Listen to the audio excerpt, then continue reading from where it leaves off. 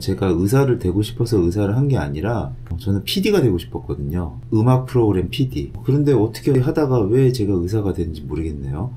가장 큰 이유는 재수할 때 그때 같이 공부했던 장수생 형들한테 많은 영향을 받았던 것 같아요. 그 형들이 그냥 막연하게 뭐 그런 쪽으로 진학을 하겠다 이렇게 얘기를 해서 그런가? 이렇게 생각을 했던 것 같아요. 그리고 나서부터는 그냥 쭉 의대 들어가고 나서 그냥 무난하게 그냥 쭉 흘러갔던 것 같아요. 근데 제가 동아리를 그룹 사운드를 했었는데 그때 저희 동아리 지도 교수님이 성형외과 주임 교수님이었어요. 그래서 쉽게 다가갔던 것 같아요. 그러면서 이거 되게 재밌다 그 생각을 하게 됐었던 것 같고, 그래서 내가 그럼 만약에 내가 과를 선택을 한다면 성형외과를 해야겠다 그렇게 생각을 했었던 것 같아요. 이게 지금 제가 밖에 있어서 개업을 하고 있어가지고 성형외과가 이퀄 미용이다 이렇게 모든 사람이 이렇게 생각을 하지만 실제로 대학병원에서 성형외과는 재건이에요, 재건. 성형외과의 원래 풀네임이 플라스틱 리컨스트럭티브 서저리거든요. 근데 플라스틱은 성형이고 리컨스트럭티브는 재건이에요. 그래서 뭐 재건이라는 게 뭐냐 하면은 아주 간단하게는 살을 떼다가 뭐 화상 입은 환자들 피부 이식 이거부터 시작해서 수지접합이라든지 아니면 다른 데서 살을 떼다가 특히 당뇨 환자들 다른 데서 살을 떼다가 이식해놓고 미세혈관으로 있고, 아니면은 뭐 여기 암 수술 하신 분들, 여기 인후두경부 암 그런 수술 하신 분들 그때 식도를 여기에 있는 살을 떼가지고 말아가지고 만들어주거든요. 아무튼 그런 거 되게 재밌어요. 그래서 그냥 또 그때 트라이를 했고, 근데 되게 경쟁이 치열해요. 근데 어떻게 하다 보니까 이쁘게 봐주셔가지고 뽑아주신 것 같아요. 그리고 나서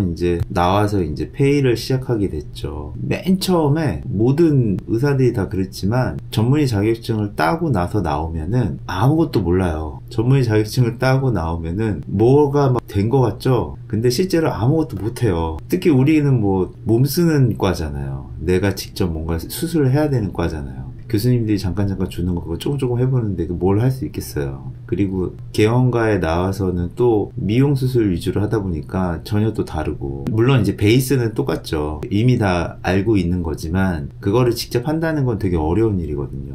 그래서 페이를 시작하면서 그때는 초심이 내가 빨리 모든 걸 좀 많이 빨리 하고 싶다, 모든 걸 다 하고 싶다, 나는 다 할 수 있을 거야 이렇게 생각을 해요. 그래서 나는 뭐 윤곽도 하고 눈수술도 하고 코수술도 하고 지방흡입도 하고 뭐 안면거상도 하고 난 모든 걸 다 할 거야 그렇게 해서 시작을 해요. 근데 실제로 그렇게 되진 않아요. 왜냐하면은 이게 하다 보면은 나랑 맞는 게 있고 나랑 안 맞는 게 있다 이런 생각을 많이 하게 되거든요. 맨 처음에 저는 윤곽을 했으니까 윤곽을 이렇게 하다가 광대를 칠 때 이게 몸을 이렇게 꽈야 되거든요. 안 보여요 잘. 몸을 이렇게 꽈서 자르다 보니까 디스크가 터진 거야. 그래서 못하겠다. 그래서 근데 윤곽은 하지 말아야지. 수술했어요. 그래서 디스크 수술. 그래서 윤곽은 하지 말아야지 그렇게 생각을 하고, 그러면 결국에는 기본은 눈코예요.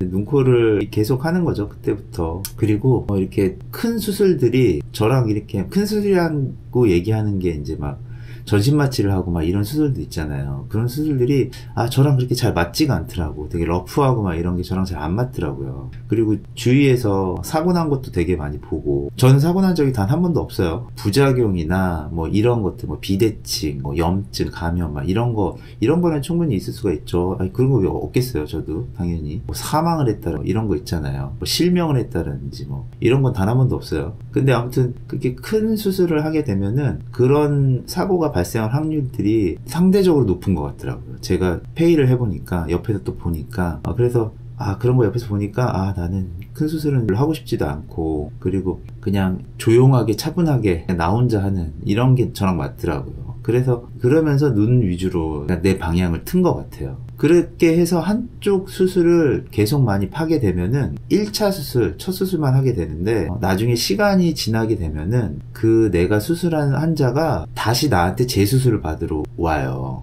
그렇잖아요. 뭐 풀리거나 아니면은 짝짝이가 되거나 막 이렇게 된 부분들이 당연히 있을 거 아니에요? 그럼 다시 재수술을 하게 돼요. 그런 게 이게 계속 쌓이다 보면은 결국에는 재수술이 더 많아지게 되더라고요. 그건 어쩔 수가 없는 것 같아요. 제일 어려운 환자는 의외로 눈이 막 이렇게, 아니면 코가 막 이렇게, 아니면 뭐 얼굴이 막 이렇게 심하게 안검하수가 있다, 막 심하게 짝짝이다, 막 그런 환자가 어렵지 않고 그 성형수술을 대할 때 그 마인드가 좀 이렇게 약간 좀 좁고 이 수술을 통해서 내가 내 인생을 확 바꾸거나 내 얼굴을 확 바꾸거나 이걸 통해서 내가 완전히 바뀌어질 거라고 생각하고 큰 기대를 가지시는 환자가 제일 어려워요. 솔직히 테크닉이야 좀 이렇게 막 10년 넘게 하다 보면은 거기서 거기에요. 막 엄청 바뀌지 않아요. 그런데 그게 이제 제일 어려운 거죠. 수술이 잘 되는 시간이 따로 있진 않아요. 뭐 아침에 수술이 잘 되고 저녁에 수술이 안 되고 뭐 이런 건 없어요. 그리고 이게 제일 제가 꼭 드리고 싶은 말씀인데, 이제 유튜브를 보시고 아니면 블로그를 보시고 뭐 인터넷 앞에 검색을 해보시고 이렇게 오시잖아요, 상담하러. 그런데 이제 많은 기대를 갖고 오세요. 이렇게 하면 내 처음부터 끝까지 다 상담을 또 해줄 거야. 세세한 것까지 다 이렇게 해줄 거야. 이렇게 저도 해드리고 싶은데, 이게 제가 막 하루에 우리가 막 24시간 일하는 게 아니라 또 상담을 하고 경과를 보고 수술을 하고 이게 막 쳇바퀴처럼 돌아가다 보니까 한 분 한 분한테 제가 할애할 수 있는 시간이 3, 40분 이렇게 되지가 않아요. 10분, 15분 막 이런 정도의 수준이다 보니까 그런 기대를 하고 오신 분들은 약간 실망을 하고 돌아가신 분들도 있고, 그렇다 보니까 제가 좀 죄송스럽죠. 좀 더 이렇게 시간이 좀 한가하고 그러면은 많이 얘기를 하고 이럴 수 있을 것 같은데 그렇지가 못하 보니까. 아무튼 그래서 저도 요새 생각을 하는 거는 상담하는 시간만 따로 빼가지고 그 시간에는 그냥 상담만 하면은 제가 왔다 갔다 안 하고 자세하게 얘기를 해드릴 수 있을 것 같아서 지금 그렇게 바꿀까도, 지금 그렇게 할까도 지금 생각 중이에요. 여기 제가 오늘 유튜브 게시판에 댓글을 주신 걸 보고 있거든요. 그래서 궁금하신 거를 한번 얘기를 해줄 것 같은데, 첫 번째부터 볼까요? 저한테 수술을 받고 완전 만족하고 있고 눈밑 지방 재배치도 수술 받고 싶다. 눈밑지는 지방이 적을 때 하는 게 좋은지 아니면 최대한 버티다 하는 게 좋은지 궁금합니다. 이거는 최대한 버티다 하는 게 좋은 게 아니에요. 눈밑 지방은 계속 튀어나오잖아요. 물론 꺼지는 사람들도 있는데 튀어나오신 분들 같은 경우에는 계속 튀어나와요. 그러면은 풍선에 바람을 조금씩 계속 넣는다고 생각을 하면은 풍선이 늘어나겠죠. 그런데 만약에 풍선이 이렇게 늘어나다가 풍선 안에 있는 공기를 다 빼버렸어요. 그러면은 요만큼 늘어난 풍선하고 이만큼 늘어난 풍선이 있을 때, 이만큼 늘어난 풍선은 공기를 빼면은 겉에 고무가 더 쭈글쭈글 하겠죠. 똑같아요. 지방이 너무 적을 때 하는 것도 막 그렇긴 하겠지만 최대한 버티다 하는 건 별로 좋지 않아요. 적당량이 있을 때나, 아니면 어떤 분들은 그거는 이제 상담을 통해서 결정을 해야겠죠. 이거는 수술해도 드라마틱한 변화가 없을 테니까 좀 기다렸다 해라, 이런 거는 말이 되는데, 어느 정도 적당히 나와 있는데 나 좀 더 버티다가 할 거야, 이거는 좀 말이 안 되는 거야.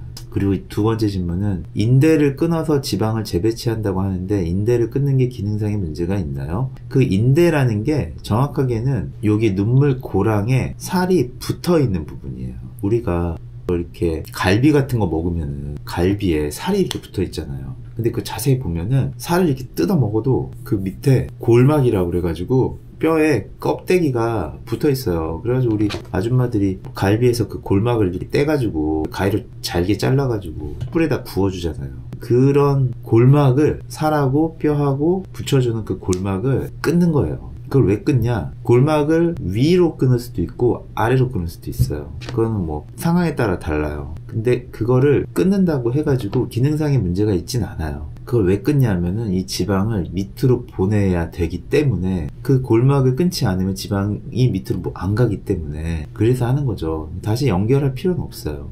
두 번째 질문은 절개쌍수 5주차인데 눈 당김이 심한 이유는 뭘까요? 상안검하고 유독 눈 당김 증상, 위로 치켜뜰수록 더 심하고 한 달 넘는 시점에도 여전하다. 이게 눈매 교정을 심하게 하지 않았다면은 눈 떴을 때 막 눈을 너무 부릅뜨거나 이런 게 없다면은 그냥 단순히 당기는 증상은 좀 있을 수가 있어요. 피부를 많이 잘랐다거나 막 이럴 경우들도 있고. 그래서 제가 이 사진을 못 봐서 뭐라 얘기는 못 하겠는데, 일단은 이런 식으로 눈매 교정이 과하게 되지 않았다면 일단 기다려보는 게 일단 우선일 것 같아요. 선생님 눈을 하고 싶은데 혹시 코도 잘하시나요? 눈, 코 같이 하고 싶은데 선생님 눈만 잘하실 것 같아서 여기저기서 눈, 코 하기보다 한 군데서 하고 싶은데 눈 영상만 있어서 어쩔까 싶네요. 제가 코를 못하지 않아요. 왜냐하면은 페이를 할 때 눈, 코를 계속 해왔기 때문에. 근데 지금 제가 눈 영상만 찍고 이런 이유는 아까도 말씀드렸지만 막 거하게 뭘 이렇게 하고 싶지가 않은 거야.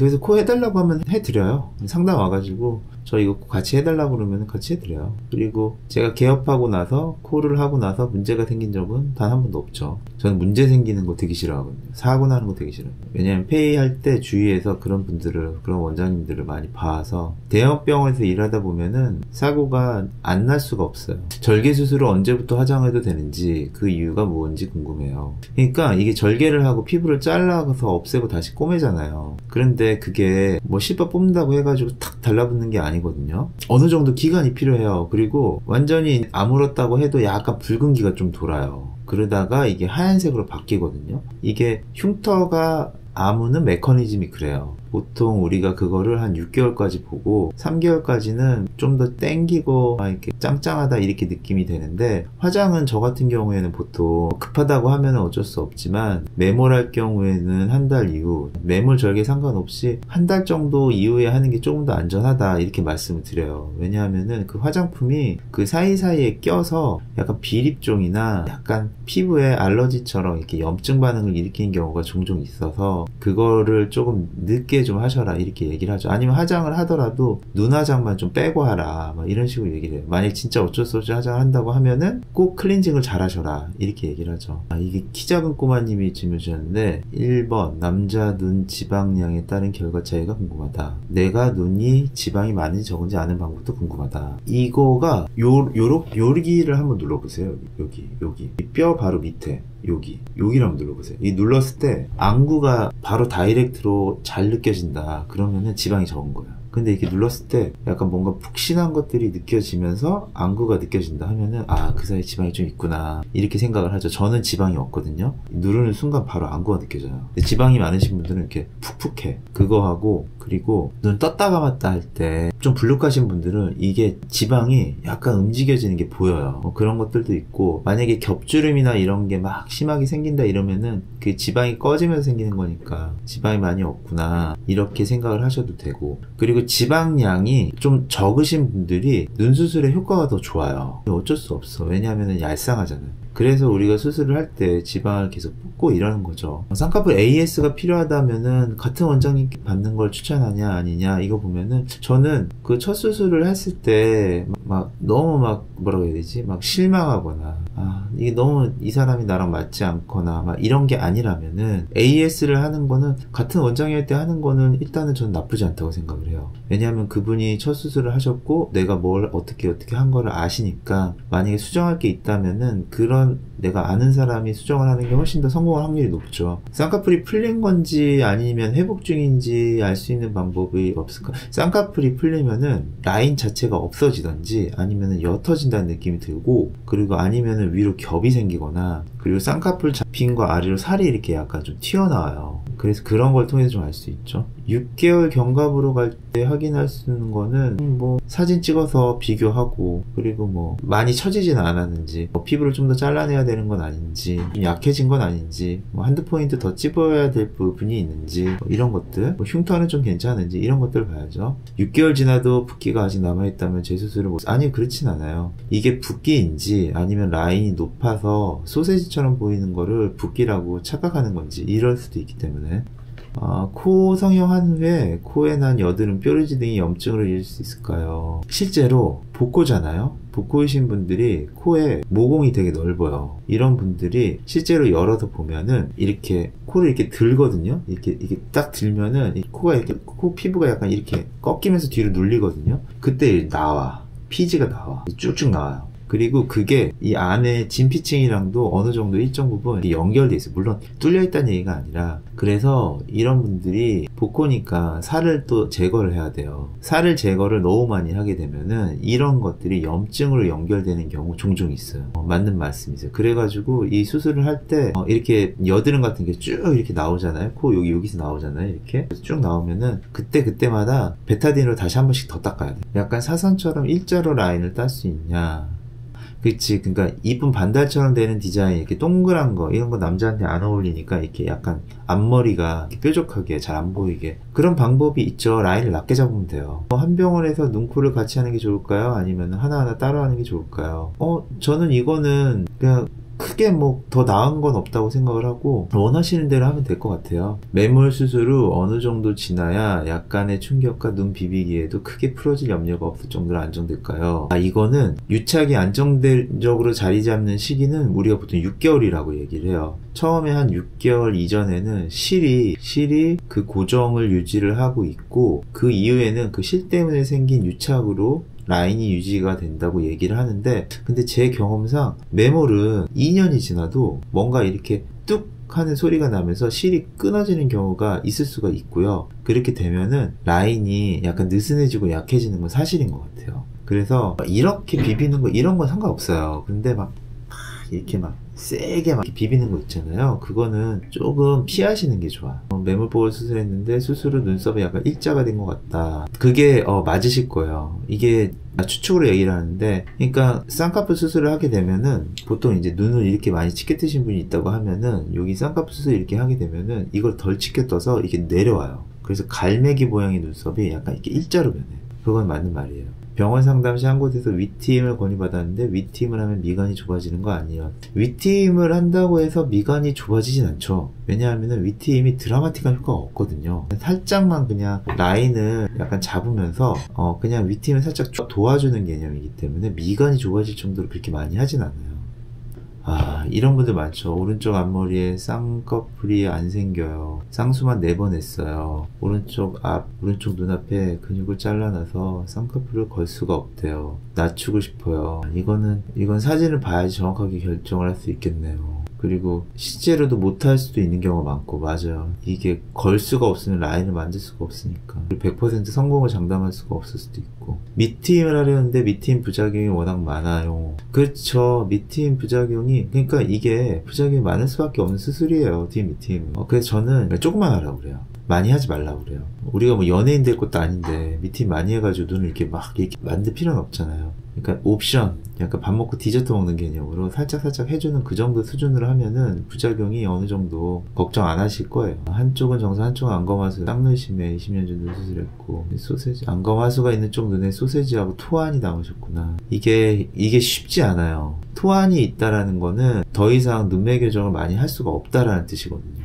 그렇지. 이럴 경우는 뭐 2줄 따기 같은 걸 해서 라인을 낮추고 봐야 되는데, 아니면은 요런 데에서 인대를 떼가지고 이식하는 것도 생각을 해야 될 수 있고, 토하는 대신에 더 심해질 수 있어요. 2차로 눈두덩이 냉동 지방 이식 하는 거는 나쁘지 않다고 보고, 다만 그 시기가 저는 웬만하면 1~2달 이내에 넣어요. 보통 뭐 우리 책에는 뭐 6개월까지도 가능하다 이렇게 얘기를 하는데, 저는 제 경험상 냉동을 오랫동안 해놓는 게 좋지 않다고 생각을 하기 때문에 뽑고 나서 2차를 넣는 거는 1달에서 2달 이내, 그렇게 넣는 건 크게 상관없다고 봐요. 쌍꺼풀과 눈매 교정을 같이 했는데 쌍꺼풀은 안 풀렸는데 눈매 교정만 풀린 느낌이 든다. 그럴 수도 있어요. 눈매 교정을 한 게 풀리는 분들이 있어요. 쌍꺼풀은 그대로 있는데. 그렇다면은 눈매 교정을 조금 더 할 수도 있겠죠. 다시 열어가지고. 겹주름이 생기셨구나. 이게 근데 1개의 겹이 아니라 2개의 3개의 겹이구나. 그쵸. 그런데 이게 겹주름을 없애는 거는 아주 간단하게 찝을 수도 있는데, 만약에 그게 아니라면은 절개를 해가지고 지방을 재배치하거나 이식을 해야 돼요. 그리고 겹주름 중에서 하나를 택한다면은 나머지 겹주름은 없어진다고 생각을 해야죠. 만약에 수술이 잘 되면은. 비절개 눈매 교정이 나중에 풀릴 가능성은 솔직히 잘 몰라요. 사람마다 너무 달라서. 그런데 약간 좀 눈이 수북하신 분들이 있잖아요. 여기가 수북하신 분들은 상대적으로 풀릴 가능성이 높다, 이렇게 생각을 하시면 될 것 같아요. 나중에 눈매 교정을 하면은 절개 비절개 뭐가 나을지 고민이다. 이거는 내가 안검하수라든지 지방이 꺼져 있는 양이 얼마나 되는 거에 따라서 결정을 해야 돼요. 만약에 한물눈이고 피부가 두껍고 좁다 이러면은 그렇다면은 절개가 좀 더 유리할 수도 있겠죠. 그렇구나. 쌍수하고 나서 한동안 감각이 없다, 이거는 맞는 얘기예요. 쌍꺼풀 라인 잡은 거 아래쪽에 피부가 감각이 없는 경우가 되게 많아요. 그런데 이게 아예 4살이 아닌 것처럼 안 느껴진다는 게 아니라 좀 둔하다라고 생각을 해야 될 것 같아요. 보통은 한 6개월까지는 지켜보시라고 얘기하고, 이게 눈에 보이지 않는 미세신경이 잘려서 그래요. 여기에 메인이 되는 큰 신경다발은 없어요, 눈에. 그래서 좀 기다리면은 완전 4살처럼은 안 돌아올 수도 있고 돌아올 수도 있는데, 지금 현재 느끼시는 것보다는 그렇게 크게 막 불편하진 않으실 거예요. 그리고 지금 쌍꺼풀 라인을 낮추고 싶다고 생각을 하신다면은 이게 두줄 따기라고 보통 얘기하는 것들 하면은 잘라서 라인을 낮출 수가 있고 그건 두줄 따기가 아니죠. 그리고 안 자르고 피부를 낮출 거면은 최소한 저는 한 1.5mm 이 정도의 갭은 둬야 된다고 생각을 해요. 비절개 풀린 이후에 절개법으로 이전 수술과 비슷한 느낌이 낼 수 있나요? 똑같은 라인을 잡는다면은 처음에야 붓기가 더 많을 수가 있겠지만 시간이 지난다면 비슷한 느낌일 거예요. 앞트임을 2번 하면 흰살 흉터가 도드라질 수 없나요? 그렇죠. 이게 트임을 한 번 하고 또 하면은 결국엔 절개한 데다가 또 절개한 거고, 그리고 더 많은 피부를 잘라내서 더 트게 되는 거니까 흰살 흉터가 좀 더 도드라질 수밖에 없는 게 맞아요. 쌍수를 하면서 앞트임을 했는데 티도 안 나고 자연스러워요. 제스를 보면 쌍수하면서 앞트임을 한다면은 앞쪽에 흉터가 티가 나죠. 안 날 수는 없죠. 보통 여기 요 아래쪽으로 이렇게 흉터가 나오니까. 근데 그게 막 심하게 남냐 심하게 안 남냐 이걸 물어본다면은 나중에 시간이 지나면은 흉터가 있지만 점점 연해져서 그렇게 신경 쓰지 않을 정도가 된다. 그래서 사람들이 앞트임을 한다. 근데 또 그렇지 않은 분들도 있어요. 흉터가 심하게 남으신 분들도 있어. 고위 여학생, 문고주름과 지방, 앞트임 없이 쌍수. 그러니까 문고주름이 지방이 있는데 문고주름이 있는데 내가 쌍수를 하는데 앞트임을 하고 싶지 않아. 그런데 앞트임을 안 하고 쌍수를 할 수 있나요? 이렇게 물어보면은 당연하죠. 우리가 지금 암 수술을 하는 게 아니잖아요. 그러니까 이거는 내 만족이에요. 그러니까 내가 원하는 대로 수술을 하는 거예요. 그리고 수술하고 나서 내가 그때 보고 필요하다면 그때 할 수도 있는 거죠, 앞트임을. 절개 무쌍 라인, 눈매 교정, 눈썹과 사이 가까워지고 양쪽 라인 눈매 교정 풀고 비절개로 재수술이 가능한가요? 근데 눈매 교정을 푼다는 것 자체가 비절개로 못 풀어요. 절개를 해가지고 눈매를 풀어야 되는 거니까 눈매 교정을 푼다면은 눈과 눈썹 사이 거리가 더 짧아지진 않겠죠? 눈썹이 좀 더 올라갈 테니까. 근데 대신에 겹주름이 생길 가능성은 조금 더 높아져요. 저한테 2년 전에 비절개 눈매 교정을 받았는데 그때 제가 양쪽 눈뜨림이 다르라서 짝눈의 가능성을 알려드렸나봐요. 그래서 적당한 짝눈이어서 그냥 지나셨다. 근데 이제는 사진 찍을 때 짝눈이 심해서 한쪽만 비절개 눈매 교정 다시 할 수 있는지 아니면 다른 짓이 더 좋은지 이건 한번 오셔가지고 보셔야 될 것 같아. 만약에 그 차이가 많지 않다면 일단은 비절개를 한번 더 해볼 수도 있고요. 그 차이가 좀 많다면은 절개를 할 수도 있어요. 쌍수를 비추하는 눈도 있나요? 그럼요. 수술하지 않아도 이쁜 눈은 굳이 쌍수를 해야 될 이유가 없어요. 무쌍이어도 이쁜 눈이 있고 쌍꺼풀이 있어도 이쁜 눈이 있거든요. 그런 분들은 굳이 쌍수를 해야 될 이유가 없으니까. 그러니까 원래 이쁜 사람은 하지 말아라. 이런 주의죠. 이렇게 댓글을 다 봤는데 괜찮은 것 같아.